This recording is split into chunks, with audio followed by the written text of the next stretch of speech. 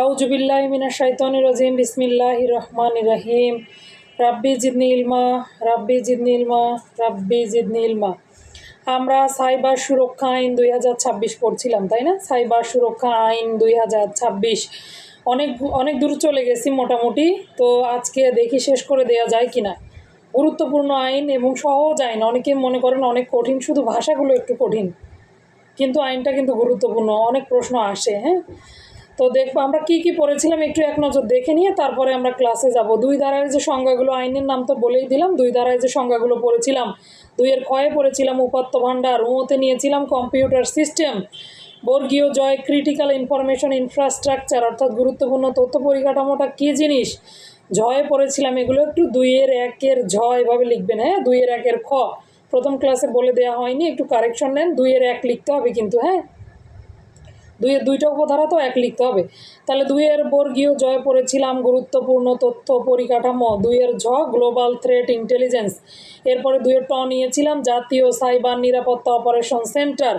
2 ঢ নিয়েছি ডিজিটাল কাকে বলে। 2 মূর্ধন্য ডিজিটাল ডিভাইস কাকে বলে। 2 থ ডিজিটাল শিশু যৌন নিপীড়ন সংক্রান্ত উপাদান। 2 ফ নিয়েছি বেআইনি প্রবেশ বা হ্যাকিং বলতে পারি। ময়ে ম্যালওয়্যার, অন্তস্থ জয়ের যৌন হয়রানি, রয়ের রিভেঞ্জ পর্ন।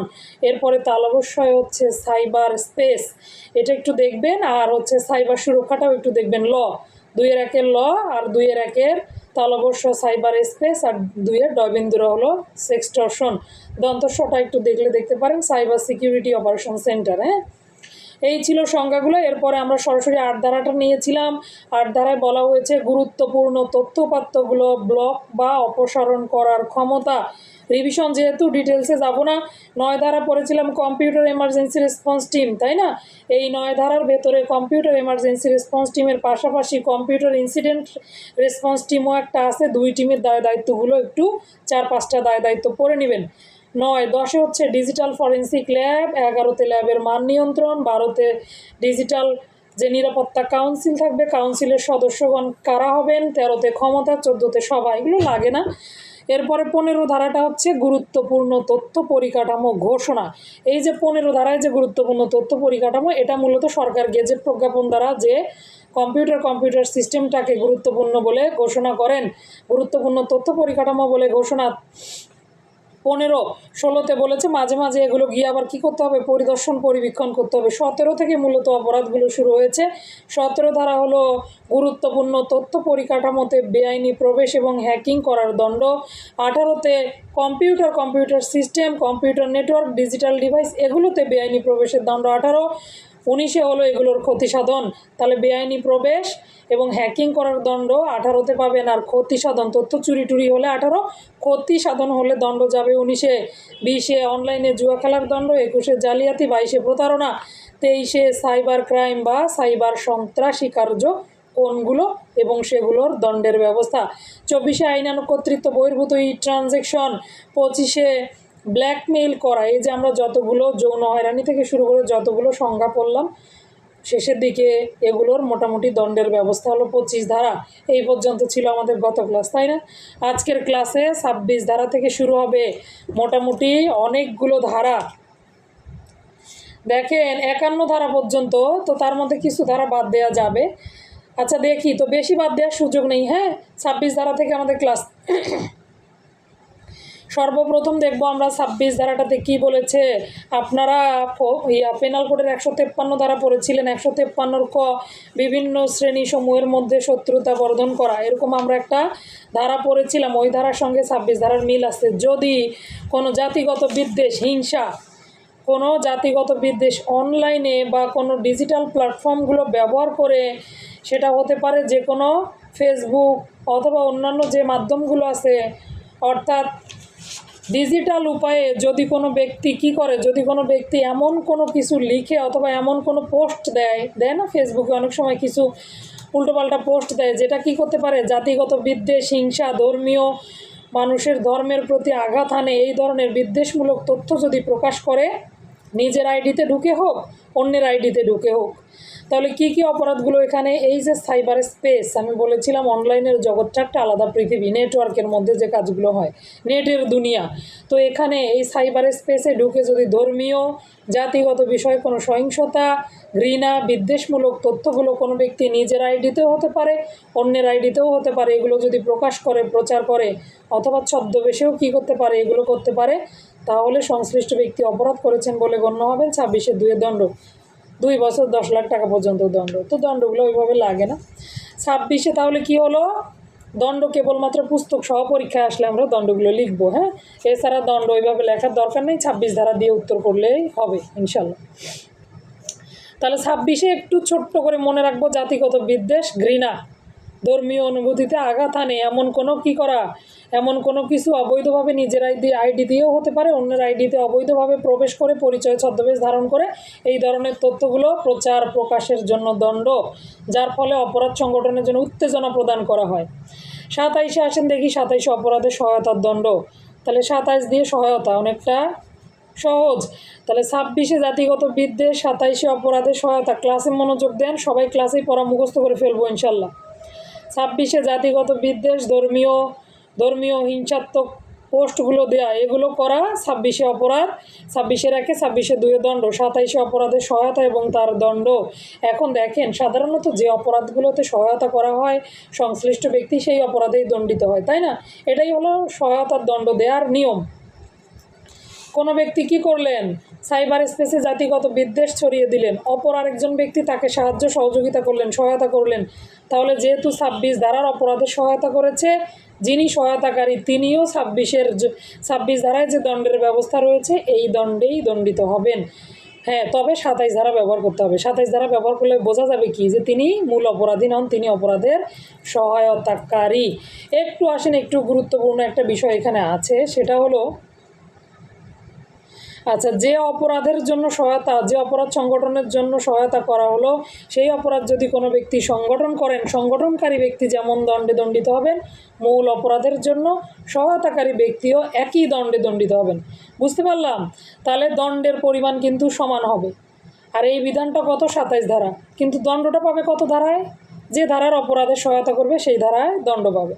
এবার যাব আমরা মিথ্যা মামলা। মিথ্যা মামলাটা খেয়াল করি, 28 মিথ্যা মামলা, বহু মিথ্যা মামলা পড়েছি, পেনাল কোডে মিথ্যা মামলা পড়েছি, পর্নোগ্রাফিতে মিথ্যা মামলা পড়েছি 13 ধারায়, আরও কত কত ধারায় মিথ্যা মামলা পড়েছি, যৌতুক নিরোধ আইনে মিথ্যা মামলা পড়লাম, আরও অনেকগুলো, নারী শিশুতে মিথ্যা মামলা পড়েছি। তো আমরা সাইবার সুরক্ষা আইন অনুযায়ী দেখব মিথ্যা মামলা 28 ধারায় মিথ্যা মামলার জন্য ব্যবস্থা। মিথ্যা মামলার জন্য যদি কোনো ব্যক্তি অপর কোনো ব্যক্তির নামে আইনানুগ বা ন্যায্য কারণ নাই জানিয়াও ওই ব্যক্তির বিরুদ্ধে মিথ্যা মামলা করেন বা করান, সংশ্লিষ্ট কাজটি একটি অপরাধ বলে গণ্য হবে এবং তিনি দণ্ডিত হবেন। 2 হলো দণ্ডের ব্যবস্থা। আচ্ছা, এই যে মিথ্যা মামলার যে দণ্ড, এইটাও কিন্তু সুনির্ধারিত দণ্ড নাই। তো সুনির্ধারিত দণ্ড নাই, তাহলে কি দণ্ড হবে? যে ধারায় মিথ্যা মামলা করা হলো, মনে করেন আপনার বিরুদ্ধে যৌন হয়রানির জন্য কেউ মিথ্যা মামলা দায়ের করলেন, আমার বিরুদ্ধে অনলাইনে যৌন হয়রানির জন্য একজন ব্যক্তি মিথ্যা মামলা দায়ের করলেন, তাহলে সংশ্লিষ্ট ব্যক্তি মিথ্যা মামলা দায়ের করার দরুন তিনিও সেই অপরাধের সমান দণ্ডে দণ্ডিত হবেন। বুঝতে পারলাম? মূল অপরাধের জন্য যে দণ্ডের বিধান, অর্থাৎ সহায়তাকারী ব্যক্তির দণ্ড, মিথ্যা মামলাকারী ব্যক্তির দণ্ড সেম হবে দণ্ড। আচ্ছা, এইবার আসেন, যদি একাধিক ধারায় মিথ্যা মামলা দায়ের করা হয়, কিছু কিছু ব্যক্তি আছে না, একেবারে 3-4টা ধারা একসাথে দিয়ে মিথ্যা মামলা দায়ের করে। ধরে নিলাম 24, 25, 26, 24, 25, 26 3টা ধারায় মিথ্যা মামলার দায়ের করা হলো কোনো ব্যক্তির বিরুদ্ধে। 24 ধারা, 25 ধারা, 26 ধারা দিয়ে মিথ্যা মামলা করা হলো। তাহলে 25-এ যৌন হয়রানির জন্য দণ্ড 2 বছর 1 লাখ টাকা। এটাই যদি আবার নারী বা 18 বছরের কম বয়স্ক শিশু হয়, দণ্ড বেশি পড়েছিলাম আমরা গত ক্লাসে, 5 বছর পর্যন্ত 20 লক্ষ টাকা পর্যন্ত দণ্ড। এখন মনে করেন আমি শাহ আলম ভাইয়ের নামে মামলা দিলাম, মিথ্যা মামলা, সেইটাতে 25 ধারা দিলাম, 26 ধারা দিলাম, সঙ্গে ধরেন 24 ধারাও দিয়ে দিলাম। তো এই ধারাগুলোর দণ্ড একটু খেয়াল করব। দেখেন, 24 ধারার দণ্ড 1 বছর 10 লাখ, 25 ধারার দণ্ড 2 বছর 10 লাখ, আবার 26 ধারার দণ্ড 2 বছর 10 লাখ। আবার যদি যদি নারী শিশু হয়, নারী বা শিশুর ক্ষেত্রে যৌন হয়রানি সংক্রান্ত অপরাধ সংঘটিত হয়, সেক্ষেত্রে আরও দণ্ডের ব্যবস্থা বেশি আছে না, 5 বছর 10 লাখ 20 লক্ষ টাকা। আচ্ছা, এখন বলেছে যদি একাধিক ধারায় কোনো ব্যক্তি কল কেটে দিলে বুঝতে হয় না, একটু ব্যস্ত আছি। তাহলে একাধিক ধারায় যদি কোনো ব্যক্তি মিথ্যা মামলা দায়ের করে, যে ধারায় দণ্ডের ব্যবস্থা বেশি, বুঝতে পারতেছি, যে ধারায় দণ্ডের ব্যবস্থা বেশি সেই ধারায় কী হবে, ওই সংশ্লিষ্ট মিথ্যা মামলাকারী ব্যক্তির দণ্ড হবে বা তার বিরুদ্ধে ওই ধারায় ব্যবস্থা হবে। আচ্ছা, একটা আজান অপেক্ষা করেছি আমরা। হ্যাঁ, তাহলে ক্লাসটা চলুক। তাহলে বুঝতে পারলাম 28 হলো মিথ্যা মামলা, 26-এ কী পড়লাম, জাতিগত বিদ্বেষ। এগুলো যদি অনলাইনে জাতিগত বিদ্বেষ এই সংক্রান্ত যদি সাইবার স্পেসে কোনো ব্যক্তি প্রকাশ করেন, ধর্মীয় অনুভূতিতে আঘাত হানে বা সাম্প্রদায়িক গোলযোগ ঘটে, এই ধরনের তথ্য প্রচার প্রকাশ করে 26-এ দণ্ড, 27-এ অপরাধে সহায়তা, 28-এ মিথ্যা মামলা করে বা করায় সমান দণ্ডে দণ্ডিত হবে। যে অপরাধে মিথ্যা মামলা দায়ের করা হবে সেই দণ্ডেই দণ্ডিত হবে। তবে হ্যাঁ, যদি একাধিক ধারায় মামলা করা হয় যেটাতে বেশি দণ্ডের ব্যবস্থা, সংশ্লিষ্ট মিথ্যা মামলা দায়েরকারী ব্যক্তি সেই বেশি দণ্ডে দণ্ডিত হবেন। 29-এ কোম্পানি কর্তৃক সংগঠিত অপরাধ।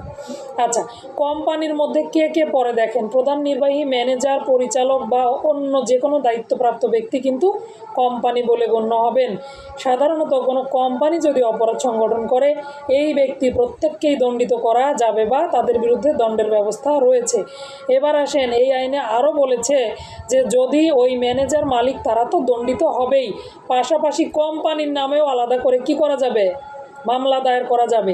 একটু খেয়াল করেন, এই যে কোম্পানি কর্তৃক যদি এই আইনের অধীনে কোনো অপরাধ সংগঠিত হয়, সেখানকার মালিক, প্রধান নির্বাহী, পরিচালক, ম্যানেজার, সচিব, অংশীদারকারী যে কোনো ব্যক্তি বা স্বত্বাধিকারী কোনো ব্যক্তি, তারা প্রত্যেকে কি হবেন, দণ্ডিত হবেন। পাশাপাশি কোম্পানির নামেও কি করা যাবে, মামলা দায়ের করা যাবে, যদি না তারা প্রমাণ করতে সক্ষম হন যে তাদের অজ্ঞাতসারে বা তিনি চেষ্টা করেছেন প্রতিরোধের। এটা প্রমাণের বিষয়টা ভিন্ন, যদি প্রমাণ করতে পারে সেক্ষেত্রে ভিন্ন ব্যাপার। এবার আসেন, কোম্পানিকে কি দণ্ড দেওয়া যায়, ব্যক্তিকে আপনি কারাদণ্ড দিতে পারবেন, কোম্পানিকে কি কারাদণ্ড দেওয়ার সুযোগ আছে? তো কোম্পানির জন্য কিন্তু কেবলমাত্র অর্থদণ্ডের বিধান রয়েছে। 29-এর শেষ লাইনটা একটু দাগ দেন, 29-এর 2-এর শেষ লাইনটা একটু দাগিয়ে রাখেন। তাহলে কোম্পানিকে কি দণ্ডে দণ্ডিত করা যাবে, কেবল অর্থদণ্ডে দণ্ডিত করা যায়। আচ্ছা, এরপর দেখব আমরা 30 ধারা। 30-এ বলা হয়েছে ক্ষতিপূরণের আদেশ দান। 30-এ হলো ক্ষতিপূরণের আদেশ দান। এখন আসেন, যে বিভিন্ন ধরনের ক্ষতি সাধন হলো, কোনো ব্যক্তিকে ব্ল্যাকমেইল করা হলো, কারো ছবি প্রকাশ করে দেওয়া হলো, মিথ্যা তথ্য প্রচার করা হলো, তাই না, অনেক অপরাধ সংগঠিত হয়, যৌন হয়রানি হয়, সেক্সটর্শন হয়, প্রতারণা, জালিয়াতি। তো কেউ না কেউ তো ক্ষতিগ্রস্ত ব্যক্তি থাকে। ট্রাইব্যুনাল যদি মনে করে ওই ব্যক্তিকে অর্থদণ্ড দিবে, মনে করেন কাউকে একটা আসবাবু কোনো একজন ব্যক্তির ক্ষতি সাধন করলেন, তাকে অর্থদণ্ড দিতে পারবে, এই অর্থদণ্ডের টাকাটা আদায় করে এখান থেকে ক্ষতিপূরণ দিতে পারবে। তাহলে মনে করেন কোনো ব্যক্তিকে 10 লক্ষ টাকা অর্থদণ্ড দেওয়া হলো, সেখান থেকে 2 লক্ষ টাকা ভিকটিমকে দেওয়ার জন্য ট্রাইব্যুনাল নির্দেশ দিতে পারবেন। এটা এক রকমের আদেশ। আরেকটা হলো, আপনি অর্থদণ্ডে দণ্ডিত হবেন, পাশাপাশি যে ব্যক্তির সম্মানহানি করলেন, যে ব্যক্তির ক্ষতি সাধন করলেন, তাকে আলাদা করে ক্ষতিপূরণ আর দেয়ার আদেশ দান করতে পারবে ট্রাইব্যুনাল। তাহলে ঘটনা কি, 2 রকম ঘটনা। একটা হলো অর্থদণ্ড থেকে ক্ষতিপূরণটা আদায়যোগ্য হতে পারে, অথবা অর্থদণ্ডের পাশাপাশি ক্ষতিপূরণ দেওয়ার জন্য আদেশ দিতে পারে। তাহলে বুঝতে পারলাম, একটাতে কেবল অর্থদণ্ড, সেখান থেকে নিয়ে ভিকটিমকে দিবে, আরেকটাতে অর্থদণ্ড পাশাপাশি তার ক্ষতিপূরণের জন্য আদেশ দিতে পারবেন। এই হলো ক্ষতিপূরণের আদেশ দানের ক্ষমতা। কে দিয়ে থাকে, ট্রাইব্যুনাল। ট্রাইব্যুনাল যদি দেখে যে কোনো ব্যক্তিকে ক্ষতিগ্রস্ত করা হয়েছে বা এই আইনের অধীনে তিনি ক্ষতিগ্রস্ত হয়েছেন, তখন তাকে সংশ্লিষ্ট অপরাধী ব্যক্তিকে ক্ষতিপূরণের আদেশ দান করতে পারবেন। 30 এ পর্যন্ত হয়েছে না মুখস্থ? 31-এ যাব, তদন্ত। খুবই গুরুত্বপূর্ণ একটা অংশ, তদন্ত। এবার দেখেন, আমরা যে ধারাটা ছিল 2-1 এটা কিন্তু নেইনি। এখানে পুলিশ অফিসার বলতে সাব ইন্সপেক্টর পদমর্যাদার কর্মকর্তাকে বোঝানো হয়েছে। তো এই তদন্তে মোটামুটি আপনারা 4টা উপধারা পাবেন, 4টা উপধারা। প্রথমে বলেছে পুলিশের সাব ইন্সপেক্টর তিনি তদন্ত করবেন, বা পুলিশ অফিসার বলে যিনি গণ্য হলেন সংজ্ঞা অনুযায়ী তিনি কি করতে পারবেন, তদন্ত করতে পারবেন। এরপরে এই যে তদন্ত, তিনি ব্যতীত অন্য কোনো ট্রাইব্যুনাল যদি চায় অন্য কোনো তদন্তকারী সংস্থাকে দিয়ে তদন্ত করাতে পারবে। এখন বহু তদন্তকারী সংস্থা রয়েছে, বিশেষায়িত সংস্থাগুলো আছে। তো তার মধ্যে দেখেন, তদন্তকারী সংস্থা সহ আইন শৃঙ্খলা রক্ষাকারী বাহিনীর সদস্য সহ সবাইকে মিলে একটা যৌথ তদন্ত দল গঠন করা যাবে। বুঝতে পারলাম ঘটনা। তাহলে প্রথমত পুলিশ অফিসার তদন্ত করতে পারবে। 30-1, 30-2 যৌথ তদন্ত দল গঠন করা যাবে। একটু ছোট ছোট করে লিখে রাখেন। তাহলে 30-1 পুলিশ অফিসার তদন্ত করবে, 30-2 যৌথ তদন্ত দল গঠন করা যাবে। এখানে কারা কারা থাকবেন? যে কোনো তদন্তকারী সংস্থা থাকতে পারে, আইন শৃঙ্খলা রক্ষাকারী বাহিনীর সদস্য থাকবে, আবার এজেন্সি যে আমরা পড়লাম না, এজেন্সিরও সমন্বয়ে গঠন করা যাবে তদন্ত দল। 30-2। এবার একটু 30-3টা দেখব। যদি যদি 3টা অপরাধ সংগঠন হয়, 21, 25, 26, কী কী? 21, 25, 26 কী কী পড়েছেন? 21, 25, 26 মনে আছে? 21-এ জালিয়াতি, 25-এ যৌন হয়রানি, 26-এ জাতিগত বিদ্বেষ। 3টাই জ দিয়ে, তো অন্তস্থ জ বর্গীয় জ আছে আর কি। তাহলে প্রথমে 21-এ জালিয়াতি, তাই না? অনলাইন মাধ্যমগুলো ব্যবহার করে computer system, computer network, digital device এগুলো যদি ব্যবহার করে কেউ কী করে? জালিয়াতি করে। তাহলে 21-এ জালিয়াতি, 25-এ যৌন হয়রানি, ধরে নিলাম আরও আছে, তো সংক্ষেপে ধরে নিলাম যৌন হয়রানি। 26-এ হলো ধর্মীয় জাতিগত বিদ্বেষমূলক যে তথ্যগুলো প্রচার প্রকাশ করলো। এই 3টি অপরাধ সংগঠিত হলে, খেয়াল করেন কী করতেছি আমরা? তদন্ত করতেছি, কিন্তু পুলিশ অফিসার নথিপত্রগুলো পাশাপাশি আসামি অপরাধী ব্যক্তি যদি আটক করা যায় বা অপরাধী পাওয়া যায়, তাহলে অপরাধী ব্যক্তি সহ প্রয়োজনীয় আলামত সহ ট্রাইব্যুনালের নিকটে, দুঃখিত আমি ম্যাজিস্ট্রেটের নিকটে উপস্থাপন করতে হবে। প্রথমত আমলি আদালতে নিয়ে যেতে হবে। তো এইবার আসেন আমলি আদালত এগুলো পাওয়ার পর 24 ঘন্টা, কতক্ষণ সময়? 24 ঘন্টা। তাহলে যদি কোনো সাইবার সুরক্ষা আইনের অধীনে অপরাধ সংগঠিত হয় এবং সেটা যদি 3টা ধারা হয়, 21, 25, 26 ধারা, এই অপরাধগুলো যদি সংগঠন হয়, তদন্তকারী কর্মকর্তা আসামি সহ আলামত সহ দ্রুত 24 ঘন্টার মধ্যে আমলি আদালতের ম্যাজিস্ট্রেটের নিকটে তাদেরকে উপস্থাপন করবেন।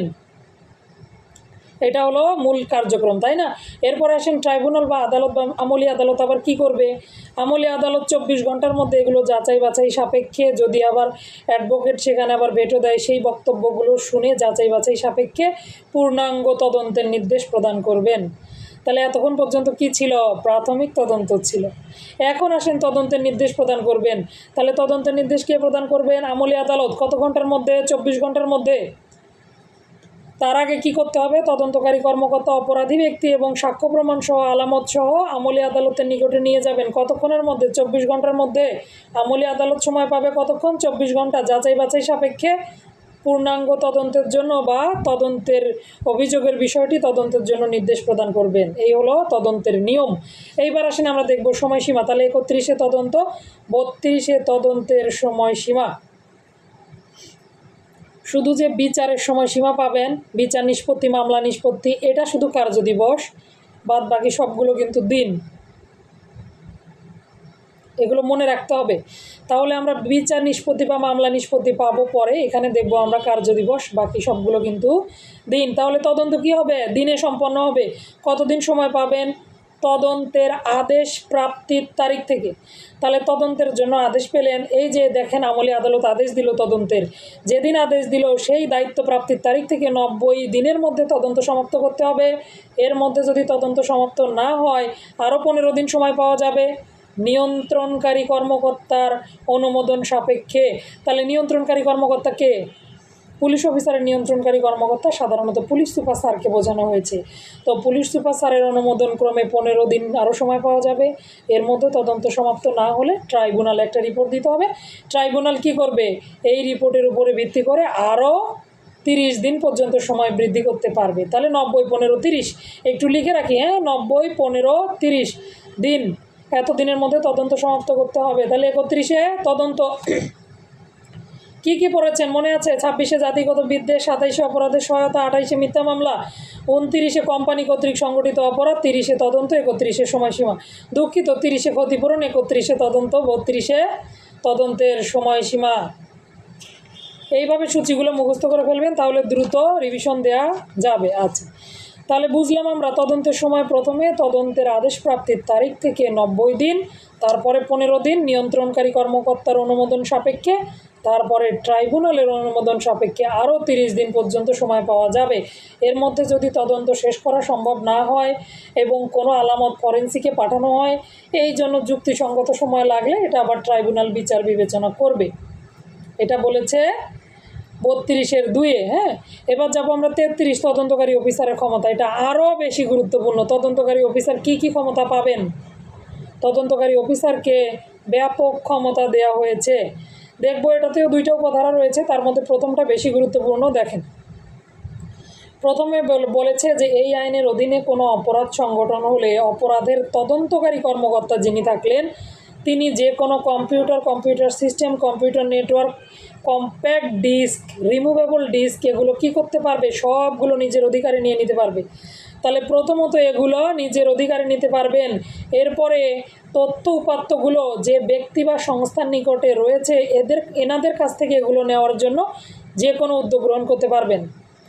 তাহলে আমরা দেখি না, এই যে বিটিআরসি আছে, আবার বৈধ VoIP, internet service provider, mobile operator, বিভিন্ন কোম্পানিগুলো জুড়ে থাকে, তাই না? তাদের নিকট থেকে যে কোনো তথ্য উপাত্ত যদি মামলার তদন্ত সংশ্লিষ্ট কাজে প্রয়োজন হয় তাদের নিকট থেকে এগুলো কি করা যাবে? নেওয়া যাবে। এগুলো নেওয়ার জন্য যে কোনো ব্যবস্থা নিতে পারবে। পাশাপাশি তার মামলা তদন্ত করতে গিয়ে আরও অন্যান্য যে ব্যবস্থা সেগুলোও নিতে পারবে। তাহলে দেখেন 33-এ কী কী হলো? 3টা কাজের কথা বলা হয়েছে। কম্পিউটার সিস্টেম, কম্পিউটার নেটওয়ার্ক, এই সমস্ত যেগুলো মামলা তদন্ত সংক্রান্ত আলামত রয়েছে এগুলো সব নিজের নিয়ন্ত্রণে অধিকারে নিতে পারবে। যে কোনো ব্যক্তি বা সংস্থার নিকট থেকে তথ্যগুলো প্রাপ্তির জন্য প্রয়োজনীয় ব্যবস্থা গ্রহণ করতে পারবে, অন্যান্য যে কোনো কার্যক্রম সম্পাদন করতে পারবে। এইবার আসেন 2-এ বলেছে চাইলে এই বিষয়ে যে সাইবার এক্সপার্টরা রয়েছেন তাদেরও মতামত গ্রহণ করা যাবে। যে কোনো ব্যক্তি বা বিশেষায়িত প্রতিষ্ঠানের তথ্য ও প্রযুক্তি কর্মকর্তার সহায়তা গ্রহণ করা যাবে। ট্রাইব্যুনাল নিজেই কি করতে পারবেন? এই তথ্য প্রযুক্তি কর্মকর্তাকে নিয়োগের জন্য নিযুক্ত করার জন্য আদেশ দিতে পারবেন। 3, তাহলে একটা বলেছে তদন্তকারী কর্মকর্তা তিনিও সাহায্য চাইতে পারবেন। আবার ট্রাইব্যুনাল লিখিতভাবে আদেশ দিতে পারে যে এই আলামতগুলো যেন এক্সপার্টকে দিয়ে কি করা হয়? সংগ্রহ করা হয় বা সংরক্ষণ করা হয়। এভাবেও ট্রাইব্যুনাল আদেশ দিতে পারবে। তাহলে এই ছিল মোটামুটি তদন্তকারী অফিসারের ক্ষমতা, পাশাপাশি ট্রাইব্যুনালেরও ক্ষমতা। তাহলে তদন্তকারী অফিসার কি কি ক্ষমতা পাবে? মামলার তদন্ত সংক্রান্তে সকল আলামত হেফাজতে নিয়ে নিতে পারবে, প্রয়োজনে অন্য কোনো ব্যক্তি সংস্থার থেকে তথ্যগুলো নিতে পারবে, অন্য যে কোনো কার্যক্রম নিতে পারবে। 2-এ বলেছে বিশেষজ্ঞের মতামত নিতে পারবে। 3-এ বলেছে ট্রাইব্যুনাল লিখিতভাবে কোনো বিশেষজ্ঞকে এই তদন্তকারী কর্মকর্তাকে সাহায্য সহযোগিতা করার জন্য নিযুক্তও করতে পারবে। এই ছিল কি 33 ধারা। 34-এ যাব, বিনা পরোয়ানায় তল্লাশি, পরোয়ানা সহ তল্লাশি। 34-এ হলো পরোয়ানার মাধ্যমে তল্লাশি। আচ্ছা, তাহলে সার্চ ওয়ারেন্ট নিয়ে কখন তল্লাশি করবেন? যদি কোনো পুলিশ অফিসারের নিকটে এইরূপ প্রতীয়মান হয়, বিশ্বাস হয় যুক্তিসঙ্গতভাবে এমন বিশ্বাস করার কারণ থাকে যে সাইবার সুরক্ষা আইনের অধীনে কোনো অপরাধ সংঘটিত হয়েছে অথবা হওয়ার সম্ভাবনা রয়েছে। তাহলে হতেও পারে, নাও পারে, অপরাধ সংঘটিত হয়েছে অথবা অপরাধ সংঘটিত হতে পারে। যদি এমন বিশ্বাস হয় অথবা মনে হয় যে কোনো ব্যক্তি বা ব্যক্তির নিকটে, কোনো সংস্থার নিকটে কি রয়েছে, কোনো ধরনের এমন কোনো তথ্যপাত্র আছে যেটা এখনই জব্দ করা প্রয়োজন, কোনো কম্পিউটার নেটওয়ার্ক বা তথ্যপাত্র যেগুলো এখনই সাক্ষ্য প্রমাণ স্বরূপ জব্দ করে রাখা প্রয়োজন, যেটা কোনো ব্যক্তির নিকটে আছে, রক্ষিত আছে, এরূপ বিশ্বাস হলে এই বিশ্বাসের কারণ লিপিবদ্ধ করে 3জন ব্যক্তি, কয়জন ব্যক্তি? 3জন ব্যক্তি। তাহলে 3জন কে কে খেয়াল করি? Chief judicial magistrate, chief metropolitan magistrate, আরেকজন হলেন ট্রাইব্যুনাল। তাহলে tribunal, chief judicial magistrate, chief metropolitan magistrate, এই 3জন ব্যক্তির নিকটে তল্লাশি পরোয়ানার জন্য আবেদন করতে পারবেন। তাহলে সাইবার সুরক্ষা আইন অনুযায়ী নিম্নলিখিত কার নিকটে কী করতে পারেন? তদন্তকারী কর্মকর্তা তল্লাশি পরোয়ানার জন্য আবেদন করতে পারেন। তাহলে কার নিকটে আবেদন করতে পারেন? প্রথমত tribunal, chief judicial magistrate, chief metropolitan ম্যাজিস্ট্রেটের নিকটে আবেদন করতে পারেন। কখন? যুক্তিসঙ্গতভাবে যদি বিশ্বাস হয় যে না এই আইনের অধীনে অপরাধ সংঘটিত হচ্ছে বা হওয়ার সম্ভাবনা আছে, অথবা এই কম্পিউটার নেটওয়ার্কগুলো জব্দ করা প্রয়োজন, তখন কি করতে পারবে? এইভাবে তল্লাশি পরোয়ানার জন্য আবেদন করতে পারবে। আচ্ছা, তল্লাশি পরোয়ানাতে কি উল্লেখ থাকবে? কোন বিষয় উল্লেখ থাকবে? যে যদি কোনো এরকম আলামত পাওয়া যায়, আলামতগুলো তিনি হস্তগত করতে পারবেন। যে কোনো তার বার্তা, ইলেকট্রনিক যোগাযোগ এটা নিষিদ্ধ করে দিতে পারবেন যে ওই কোম্পানির সাথে এই ব্যক্তির যোগাযোগ বন্ধ করে দেন, এরকমও আদেশ নিতে পারবেন। ট্রাইব্যুনালের নিকটে এই ধরনের আদেশের জন্য আবেদন করতে পারবেন। তাহলে কি পড়লাম, 34-এ বিনা পরোয়ানা সহ তল্লাশি। এবার দেখব বিনা পরোয়ানায় তল্লাশি। মোটামুটি মাদকদ্রব্য নিয়ন্ত্রণ আইনে যা পড়েছেন একই রকম কথাবার্তাগুলো বলা হয়েছে, যে যদি সাইবার সুরক্ষা আইন অনুযায়ী এমন কোনো অপরাধ সংঘটিত হয়, তাৎক্ষণিক ব্যবস্থা নেওয়া প্রয়োজন। আলামতগুলো জব্দ করা না হলে নষ্ট হয়ে যেতে পারে, হ্যাকিং করে ফেলতে পারে, চুরি করে ফেলতে পারে, সরিয়ে ফেলতে পারে। এই ধরনের পরিস্থিতি সৃষ্টি হলে, আলামতগুলো দুষ্প্রাপ্য হয়ে গেলে, হওয়ার সম্ভাবনা থাকলে তদন্তকারী কর্মকর্তা, পুলিশ অফিসার যিনি, তিনি এগুলো কারণ লিপিবদ্ধ করে কি করবেন, নিজেই কি করতে পারবেন, তল্লাশি কার্যক্রম পরিচালনা করতে পারবেন। এই তল্লাশি বা প্রবেশে বাধাপ্রাপ্ত হলে ওই যে সিআরপিসি প্রয়োগ করতে পারবেন। কোনো ব্যক্তিকে সন্দেহ হলে দেহ তল্লাশি করতে পারবেন। আলামত পাওয়া গেলে এগুলো জব্দ তালিকা মূল্যে জব্দ করতে পারবেন। ওই যে ব্যক্তি দেহ তল্লাশি করলেন তার নিকট থেকে কিছু পাওয়া গেলে তাকেও বিনা পরোয়ানায় গ্রেপ্তার করতে পারবেন। আচ্ছা, এইবার আসেন, তল্লাশি হয়ে গেল, এবার আপনার কাজ কি? অবশ্যই তল্লাশি প্রতিবেদন সংক্রান্ত দ্রুত একটা ট্রাইব্যুনালের নিকটে রিপোর্ট প্রেরণ করতে হবে। পাশাপাশি বলেছে যে ব্যক্তিকে গ্রেপ্তার করলেন তাকে কি করবেন, 24 ঘন্টার মধ্যে বিজ্ঞ আদালতে প্রেরণ করবেন। তাহলে কিসের ভেতর কি দেখলেন, তল্লাশি, বিনা পরোয়ানায় তল্লাশির ভেতরে বাংলাদেশ সংবিধানের 33 নং অনুচ্ছেদ দেয়া আছে, সাইবার সুরক্ষা আইনের 35 ধারার ভেতরে। তাহলে সাইবার সুরক্ষা আইন অনুযায়ী কত ধারার বিধান মোতাবেক কোনো অপরাধী ব্যক্তিকে গ্রেপ্তার করার 24 ঘন্টার মধ্যে আদালতে প্রেরণ করতে হবে? কই পাবেন, ধারা খুঁজে পাবেন ভেতর থেকে না পড়লে? তাহলে 35 ধারা, তাই না? 35 ধারায় বলেছে কি, 24 ঘন্টার মধ্যে কোনো ব্যক্তিকে কি করতে হবে, বিজ্ঞ আদালতে প্রেরণ করতে হবে। 36 দেখবো আমরা, তথ্য সংরক্ষণ। এই যে কিছু কিছু তথ্য থাকবে, যে তথ্যগুলো অত্যন্ত গুরুত্বপূর্ণ, যেগুলো তদন্ত স্বার্থে প্রয়োজন হবে। এই তথ্যগুলো কোনো বিশেষায়িত সংস্থা, কোম্পানি, ব্যক্তি যার নিয়ন্ত্রণাধীনেই থাকুক না কেন, এই তথ্যগুলো ট্রাইব্যুনাল কী করতে পারবেন, সংরক্ষণের জন্য নির্দেশ দিতে পারবেন। কি মেসেজ দিচ্ছেন আমি কিন্তু দেখতে পাচ্ছি না, হ্যাঁ, একটু পরে দেখি। তাহলে তথ্য সংরক্ষণ বলতে বোঝানো হয়েছে যে অপরাধের তদন্তের স্বার্থে কিছু তথ্য সংরক্ষণ করে রেখে দিতে হবে। এগুলো কোর্টে বিচারিক পর্যায়ে গিয়ে এগুলো সাক্ষ্য প্রমাণ হিসেবে ব্যবহৃত হবে। তো এই তথ্যগুলো সংরক্ষণের জন্য কোনো কোম্পানিকে বা ওই ব্যক্তি সংস্থাকে যিনি দায়িত্বে আছেন কম্পিউটার সিস্টেম, কম্পিউটার নেটওয়ার্কের, তাদেরকে কি করা হবে, এগুলো 90 দিন পর্যন্ত সংরক্ষণের জন্য নির্দেশ দিতে পারবে। কে নির্দেশ দিতে পারবে? এজেন্সির মহাপরিচালক যিনি, তিনি নির্দেশ দিতে পারবেন। তাহলে মহাপরিচালক 90 দিন পর্যন্ত সংশ্লিষ্ট ব্যক্তি বা সংস্থাকে তথ্যগুলো সংরক্ষণের জন্য নির্দেশ দিতে পারবেন। এবার আসেন, আরও বেশি যদি তথ্য সংরক্ষণের প্রয়োজন হয় সেক্ষেত্রে কি করতে পারবে, ট্রাইব্যুনাল এই সময়টাকে 180 দিন পর্যন্ত বৃদ্ধি করতে পারবে। বুঝলাম? তাহলে মহাপরিচালক কতদিন পারবে, 90 দিন পর্যন্ত তথ্যগুলো সংরক্ষণের নির্দেশ দিতে পারবে। এবার আসেন, ট্রাইব্যুনাল আরও কী করতে পারবে, 180 দিন পর্যন্ত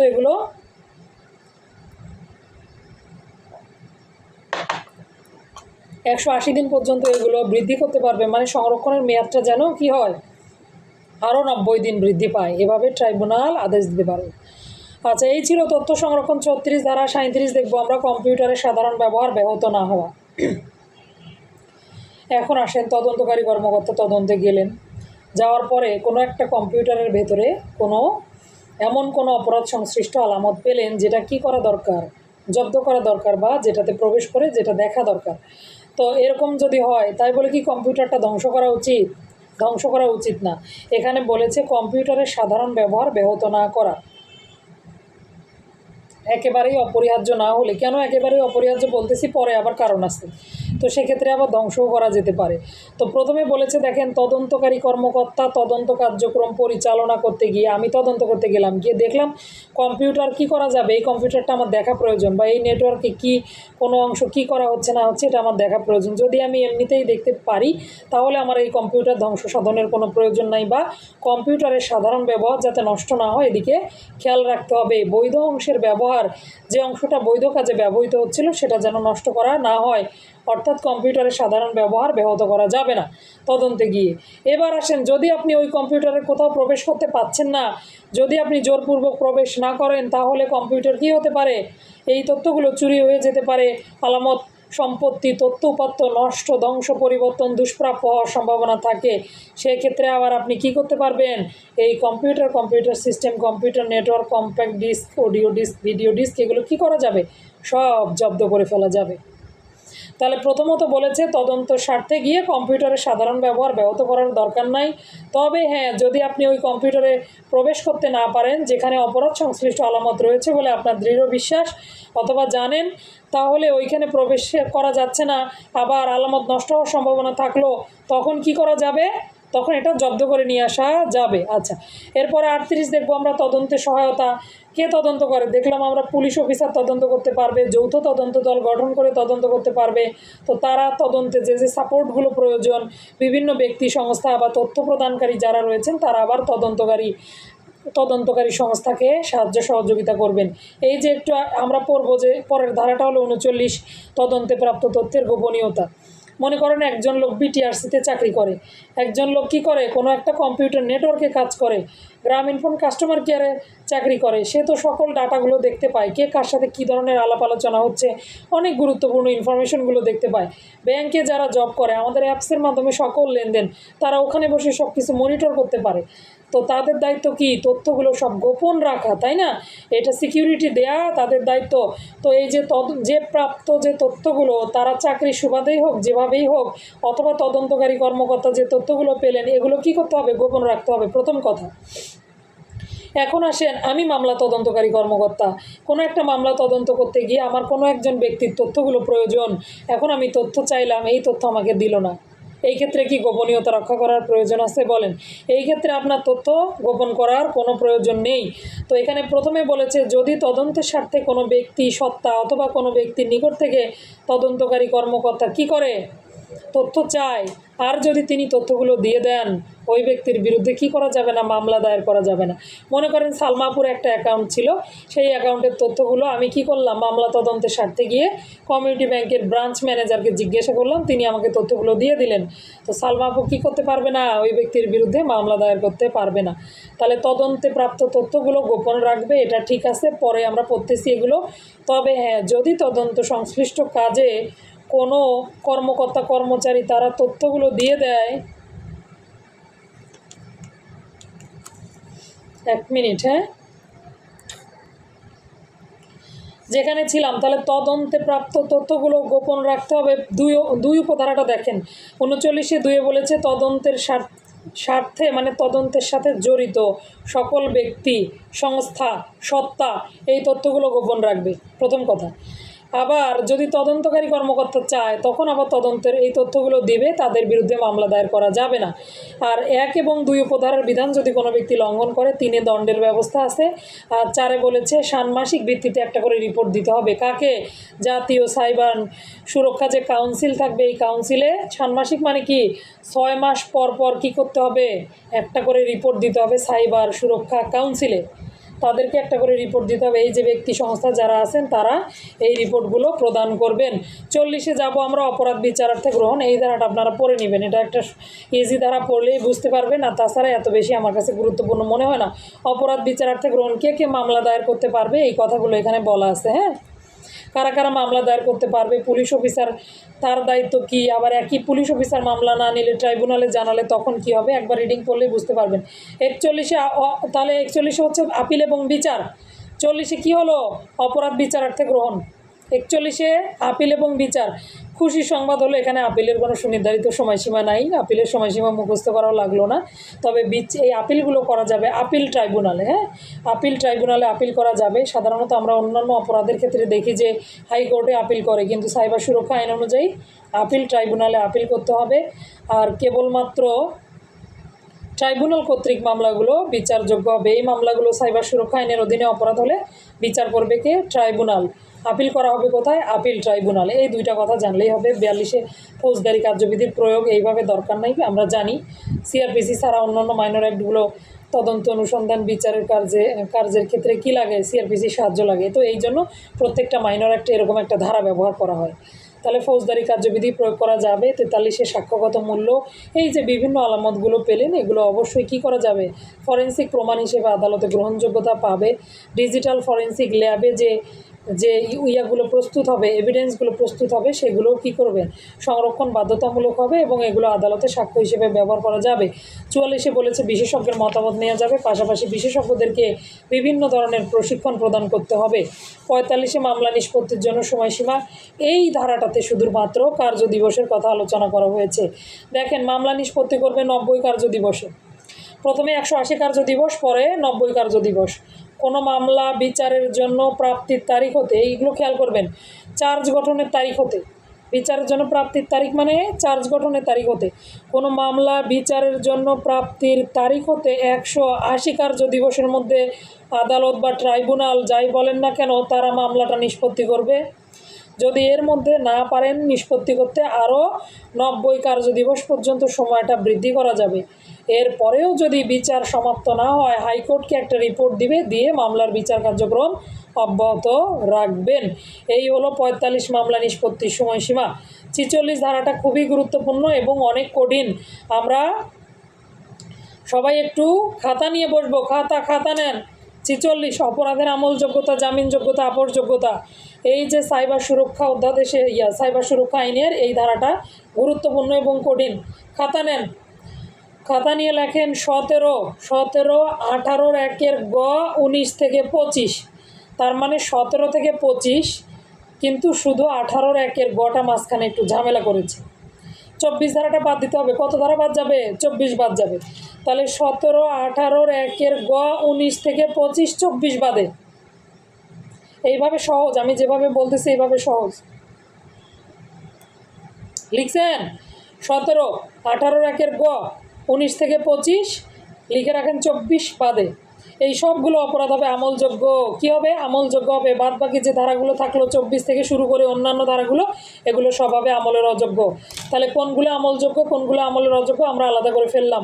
17, 18-র 1-এর গ, 18-র 1-এর গ, এরপরে 19 থেকে 25, 24টা বাদ দিয়ে 19 থেকে 25, এই ধারাগুলো হবে অপরাধগুলো আমলযোগ্য। পুলিশ অফিসার বিনা পরোয়ানায় গ্রেপ্তার করতে পারবে। আর বাদ বাকি সকল ধারাগুলো হবে আমলের অযোগ্য। তাহলে আমলযোগ্যতা, অযোগ্যতা শেষ। ওকে, এবার আমরা যাব জামিনযোগ্যতা। খেয়াল করেন, কোনটাতে জামিন পাবে, কোনটাতে জামিন পাবে না। একটা পড়ব, জামিন পাবে না কোনটাতে। জামিন নাই, লেখেন জামিন নাই। কোনগুলোতে জামিন নাই? 17, 18-র 1-এর গ 19, 22, 25। 17, 18-র 1-এর গ 19, 22, 25 লিখছি। কম্পিউটার সিস্টেমের ক্ষতি সাধনের দণ্ড। 22-এ হচ্ছে, 22-এ কী পড়লাম? 21-এ প্রতারণা, 21-এ জালিয়াতি, 22-এ প্রতারণা, 25-এ পড়লাম যৌন হয়রানি থেকে শুরু করে ব্ল্যাকমেইলিং, এগুলো। তাহলে 17, 18-র 1-এর গ 19, 22, 25 এগুলো জামিন নাই, বাদ বাকিগুলো জামিনযোগ্য। হয়েছে? জামিনযোগ্যতা হয়েছে। এবার যাব, বাকিগুলো সব জামিন, লিখে রাখেন বাকি সব জামিনযোগ্য। তাহলে আমলযোগ্য কীভাবে নিলাম? আমলযোগ্য 17, 18-র 1-এর গ 19 থেকে 25, 24 বাদে আমলযোগ্য। বাকি যেগুলো বললাম না সেগুলো সব আমলের অযোগ্য। এবার আসেন জামিনযোগ্যতা। জামিন আছে, জামিন নাই। জামিন নাইটা শিখব। জামিন নাই 17, 18-র 1-এর গ 19, 22, 25, 19, 22, 25 এগুলো জামিনের অযোগ্য, বাকি সব জামিন আছে। এইবার আসেন আপোষযোগ্য। এটা আবার আলাদা করে একটু লেখেন। 18-র 1-এর ক, খ এগুলোতে আপোষ আছে, কম্পাউন্ডেবল। 18-র 1-এর ক, খ, 19, 21, 22, 24, 25 যদিও আইনে লেখা আছে, তারপরও আমি একটু আবার লিখে দিলাম। তাহলে 19, 21, 22, 24, 25 এই ধারাগুলো যদি আদালত চায় তাহলে জামিন করতে পারবে। আদালতের সম্মতি সাপেক্ষে আপোষযোগ্য হইবে। বুঝতে পারলাম? এই ধারাগুলো আদালতের সম্মতি সাপেক্ষে আপোষযোগ্য হবে।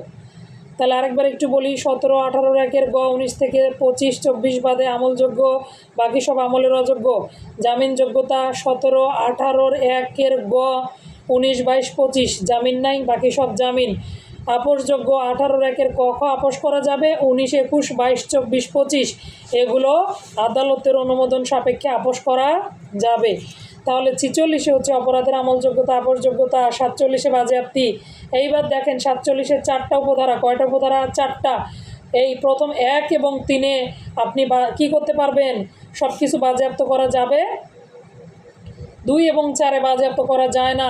তাহলে একে বলেছে দেখেন কোনো এই সাইবার সুরক্ষা আইনের অধীনে যদি অপরাধ সংগঠিত হয়, যে যন্ত্র দিয়ে, যে কম্পিউটার দিয়ে, যে ফোন দিয়ে আপনি কি করেছেন, অপরাধ সংগঠন করেছেন, সেটা বাজেয়াপ্তযোগ্য হবে। পাশাপাশি যদি ওই ব্যক্তি দায়ী না হয়, আমার মোবাইল, কিন্তু আমি দায়ী নই, কোনো একজন ব্যক্তি আমার অনুপস্থিতিতে আমার মোবাইল দিয়ে অপরাধ করেছে, সেক্ষেত্রে আবার এটা বাজেয়াপ্ত করা যাবে না। তাহলে সংশ্লিষ্ট অপরাধী ব্যক্তি যদি, যিনি হচ্ছে মালিক, তিনি যদি অপরাধ না করে থাকেন, অপরাধের যদি অন্য কেউ তার এই ডিভাইস ব্যবহার করে অপরাধ করে থাকে, তখন আবার এটা বাজেয়াপ্ত করা যাবে না, এটাই বলেছে। তাহলে প্রথমে কি বলেছে, যেটা দিয়ে অপরাধ সংগঠন হলো সেটা বাজেয়াপ্ত করা যাবে। আবার যে ব্যক্তির, আমার মোবাইল, আমি তো নিরীহ, তাহলে আমার মোবাইলটা কেন নিয়ে যাবেন, আমি মাঝখানে 1 ঘন্টা লাঞ্চে রেখে গেছিলাম, এই সময় অপরাধ সংগঠন হলো, তো অপরাধী ব্যক্তি তার বিরুদ্ধে ব্যবস্থা নেবে, আমার ফোনটা তখন বাজেয়াপ্ত করবে না। এরপরে আসেন, যদি কোনো ব্যক্তি, আমি এবার মনে করেন আমি দায়ী, নিজেই অপরাধ করেছি, আমার কম্পিউটার দিয়ে অপরাধ করেছি, তখন আমার কম্পিউটারের সাথে আরও একটা ল্যাপটপ ছিল, এই দুইটাই কি করলো, বাজেয়াপ্ত করা যাবে। তাহলে 1-এ বাজেয়াপ্ত করা যায়, 3-এ বাজেয়াপ্ত করা যায়। 2-এ বলেছে যদি ওই ব্যক্তি দায়ী না হয়, ওনার ডিভাইস আপনি বাজেয়াপ্ত করবেন না। আরেকটা বলেছে কি, যদি সরকারি সংস্থা বা সংবিধিবদ্ধ কোনো সংস্থার কোনো যন্ত্রপাতি ব্যবহার করা হয়, সেটা আবার বাজেয়াপ্ত করা যাবে না। ক্লিয়ার? তাহলে একটাতে বলেছে প্রথমে অপরাধ সংশ্লিষ্ট আলামত বাজেয়াপ্তযোগ্য হবে যদি অপরাধী ব্যক্তি দায়ী না হন, তিনি যদি মালিকানাধীন ব্যক্তি হন, অন্য কোনো ব্যক্তি তার কোনো কম্পিউটার নেটওয়ার্ক ব্যবহার করে অপরাধ করে থাকেন, তাহলে তার কম্পিউটার নেটওয়ার্ক বাজেয়াপ্তযোগ্য হবে না। আর যদি কোনো বৈধ কম্পিউটারের সাথে অবৈধ কাজ করা হয় এমন কম্পিউটার সংযুক্ত থাকে, দুটোই বাজেয়াপ্ত করা যাবে। সংবিধিবদ্ধ সংস্থা, সরকারি সংস্থার কম্পিউটার বাজেয়াপ্তযোগ্য হবে না। এই ছিল 47। 48 আঞ্চলিক এবং আন্তর্জাতিক সহযোগিতা সংস্থা, এগুলো লাগবে না, সবাই আমাদেরকে সাহায্য সহযোগিতা করবে। প্রয়োজনে বিদেশি সংস্থাগুলোরও কি নেওয়া যাবে, সাহায্য সহযোগিতা চাইলে তারাও সাহায্য করবেন। 48 49-এ বলেছে বিধি প্রণয়নের ক্ষমতা, রহিতকরণ, হেফাজত 51 বা ইংরেজিতে অনুদিত পাঠ 50 51, এগুলো লাগবে না, আমরা 47 পর্যন্ত পড়বো। হ্যাঁ, তাহলে আসেন দেখি আমরা কি কি পড়লাম সংক্ষেপে। প্রথমে 26 ধারা থেকে নিয়েছিলাম, দেখেন 26 থেকে 29 পর্যন্ত কে পড়া দিবেন, হাত তোলেন। 26 থেকে 29, 26, 27, 28, 29, মাত্র 4টা ধারা। 26, 27, 28, 29। 26-এ হচ্ছে জাতিগত বিদ্বেষ, যদি কোনো ব্যক্তি কম্পিউটার সিস্টেম, কম্পিউটার নেটওয়ার্ক এগুলো ব্যবহার করে জাতিগত বিদ্বেষ, ধর্মীয় অনুভূতিতে আঘাত আনা, এই ধরনের তথ্য প্রকাশ করে, সংশ্লিষ্ট ব্যক্তি অপরাধ করেছেন বলে গণ্য হবেন। 26-এ 2 দণ্ডের ব্যবস্থা, 27-এ অপরাধের সহায়তা, 28-এ মিথ্যা মামলা, 29-এ কোম্পানি কর্তৃক সংগঠিত অপরাধ। আবার 26-এ জাতিগত বিদ্বেষ, 27-এ অপরাধের সহায়তা, 28-এ মিথ্যা মামলা, 29-এ কোম্পানি কর্তৃক সংগঠিত অপরাধ, 30টাও নেন, 30-এ ক্ষতিপূরণ, তদন্ত থেকে আলাদা করে ফেলবো। হ্যাঁ, তাহলে লিয়াকত ভাইয়া মাইক্রোফোন খুলে দিচ্ছি, আপনি একটু পড়া বলেন, এরকম করে পাট করে সবার থেকে পড়াটা শুনি। দেখেন তো আপনাকে রিকোয়েস্ট দিয়েছি। ওয়ালাইকুম আসসালাম। 26-এ বলতে ধর্মীয় কোনো জাতিগত সৃষ্টি করে এমন কর্মকাণ্ড। ঠিক আছে, আচ্ছা লিয়াকত ভাই, আপনাকে অসংখ্য ধন্যবাদ। পরের অংশ কে পড়া দিবেন? 31 থেকে দেখেন, 31-এ হচ্ছে তদন্ত, 32-এ তদন্তের সময়সীমা, 33-এ তদন্তকারী অফিসারের ক্ষমতা, আইও কী কী ক্ষমতা প্রয়োগ করতে পারবে। 33-এ তদন্তকারী অফিসারের ক্ষমতা, 34-এ পরোয়ানা সহ তল্লাশি, একটু উলটপালট হয়ে যাচ্ছে, আমি দুঃখিত। 34-এ পরোয়ানা সহ তল্লাশি, 35-এ বিনা পরোয়ানায় তল্লাশি, 36-এ তথ্য সংরক্ষণ, 37-এ কম্পিউটারের সাধারণ ব্যবহার ব্যাহত না করা, 38-এ তদন্তে সহায়তা, 39-এ তদন্তে প্রাপ্ত তথ্যের গোপনীয়তা। আচ্ছা 37 পর্যন্ত বলেন, এই 7টা ধারা বলেন। তাহলে কে এই 7টা বলবেন? প্রথমে আরেকবার পড়ি। 30 তো ক্ষতিপূরণ শেষ হলো, 31 তদন্ত, 32 সময়সীমা, 33 তদন্তকারী অফিসারের ক্ষমতা, 34 পরোয়ানা সহ তল্লাশি, 35 বিনা পরোয়ানায় তল্লাশি, 36-এ তথ্য সংরক্ষণ, 37-এ কম্পিউটারের সাধারণ ব্যবহার ব্যাহত না করা। আবার 31 তদন্ত, 32 সময়সীমা, 33 তদন্তকারী অফিসারের ক্ষমতা, 3টাই তদন্ত নিয়ে, তাই না? প্রথমে তদন্ত, সময়সীমা, ক্ষমতা, তদন্ত, সময়সীমা, ক্ষমতা, এরপরে পরোয়ানা সহ তল্লাশি, বিনা পরোয়ানায় তল্লাশি 34-35, 36-এ তথ্যগুলো কতদিন পর্যন্ত সংরক্ষণ রাখবেন? 90 দিন, 180 দিন পর্যন্ত সংরক্ষণ করা যাবে। 37-এ কম্পিউটারের সাধারণ ব্যবহার ব্যাহত না করা। আচ্ছা, সবার মাইক্রোফোনগুলো খুলে দেই। হ্যাঁ, তাহলে 38 পর্যন্ত আমাদের 37 পর্যন্ত হয়ে গেল। 38 পর্যন্ত দেখি। 38-এ তদন্তে সহায়তা, 39-এ তদন্তে প্রাপ্ত তথ্যের গোপনীয়তা। ভাষাটা কি? প্রথমে 38-এ তদন্তে সহায়তা ও তদন্তে সবাই সাহায্য সহযোগিতা করবে, এটাই নিয়ম। এক্সপার্ট নিতে পারবেন, বিশেষজ্ঞ সহায়তা নিতে পারবেন। 39-এ তদন্তে প্রাপ্ত তথ্যের গোপনীয়তা। 40-এ মামলা দায়েরের বিধান। 41-এ বিচার এবং আপিল। হাইকোর্টে কি করা যাবে? আমি দুঃখিত, হাইকোর্ট না, আপিল ট্রাইব্যুনালে আপিল করা যাবে। আর আপিল ট্রাইব্যুনালে আপিল করা যাবে, আর মামলার বিচার করবে হলো ট্রাইব্যুনাল। এমনি যে জেলা পর্যায়ের বিচার, এখানে ট্রাইব্যুনালে বিচারযোগ্য হবে, আর আপিল করা যাবে আপিল ট্রাইব্যুনালে। এরপরে আসেন ফৌজদারি কার্যবিধির প্রয়োগ। 42-এ ফৌজদারি কার্যবিধির প্রয়োগ, এটা বাদ দেন। 43-এ সাক্ষ্যগত মূল্য। 44-এ বিশেষজ্ঞের মতামত, এক্সপার্ট ওপিনিয়ন নেওয়া যাবে। 45-এ মামলা নিষ্পত্তির সময়সীমা কতদিন? 180 কার্যদিবস, 90 কার্যদিবস। এইটা লিখে রাখেন যে ব্যতিক্রমী ধারা। তাহলে 45-এ হচ্ছে মামলা নিষ্পত্তি, 180 কার্যদিবস, 90 কার্যদিবস। 46-এ অপরাধের আমলযোগ্যতা, 47-এ বাজেয়াপ্তি। আবার 38 তদন্তে সহায়তা, 39 তদন্তে প্রাপ্ত তথ্যের গোপনীয়তা, 40-এ মামলার বিচার এবং আপিল, 43 সাক্ষ্যগত মূল্য, 44 বিশেষজ্ঞের মতামতের সাক্ষ্যগত মূল্য বা বিশেষজ্ঞের মতামত নেওয়া যাবে। বিশেষজ্ঞ ব্যক্তির মতামত গ্রহণ। 45 মামলা নিষ্পত্তির সময়সীমা। 46-এ অপরাধের আমলযোগ্যতা, 47-এ বাজেয়াপ্তি। বলেন।